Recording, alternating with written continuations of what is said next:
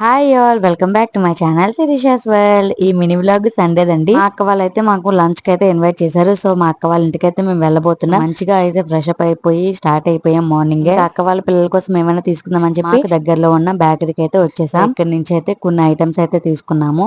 ఈ బేకరీలో అయితే అన్ని ఫ్రెష్ గా అమ్ముతారండి, చాలా టేస్టీగా ఉంటాయి. ఇప్పటి వరకు తిన్న బేకరీలు అన్నిటిలో అయితే ఈ బేకరీలో అయితే చాలా ఫ్రెష్ క్వాలిటీ అయితే దొరుకుతుందండి. ఇంకా మేమైతే సేఫ్ గా అయితే రీచ్ అయిపోయాం మా అక్క వాళ్ళ ఇంటికి. ఇదేనండి మా అక్క వాళ్ళ అపార్ట్మెంట్స్.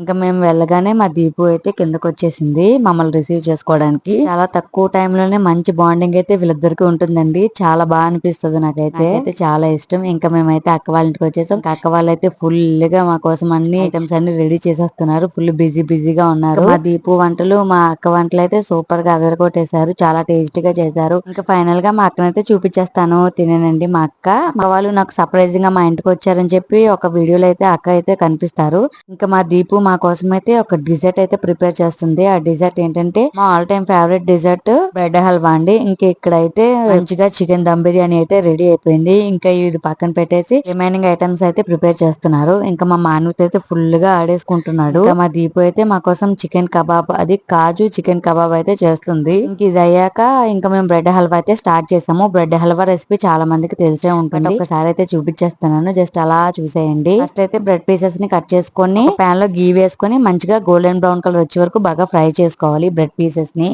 ఇలా బ్రెడ్ పీసెస్ అన్ని ఫ్రై చేసుకొని ఒక పక్కన పెట్టేసుకున్నాక ఇంకొక పక్క డ్రై ఫ్రూట్స్ కూడా బాగా ఫ్రై చేసుకొని తీసేసుకోవాలి.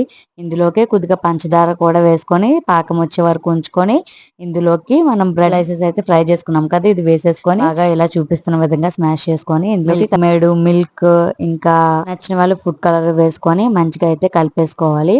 ఇలా దగ్గరికి అయ్యాక ఇందులోకి మనం పచ్చికోవా ఉంటుంది కదా, పైనంతా వేసేసుకొని డ్రై ఫ్రూట్ తో సర్వ్ చేసుకుంటే యమ్మీ అండ్ టేస్టీ బ్రెడ్ హల్వా అయితే రెడీ అండి. చాలా టేస్టీగా కుదిరింది. మా అక్క వాళ్ళు మా కోసం చేసిన recipes mutton curry, kaju chicken kebab, onion salad, chicken dum biryani, raita, rasam, rice. ఇంకా వీటితో అయితే మేము ఫుల్ గా అయితే కంప్లీట్ చేసామండి. చాలా బాగా కుదిరాయండి. అన్ని కూడా చాలా టేస్టీగా ఉన్నాయి. ఈవినింగ్ వరకు ఎంజాయ్ చేసి ఈవినింగ్ అయితే ఇంటికైతే వెళ్ళిపోయాం. చాలా బాగా అనిపించింది ఈ డే అయితే. వీడియో నచ్చినట్టయితే ఒక లైక్ ఇచ్చేసి వెళ్ళడం మర్చిపోకండి. Thank you for watching.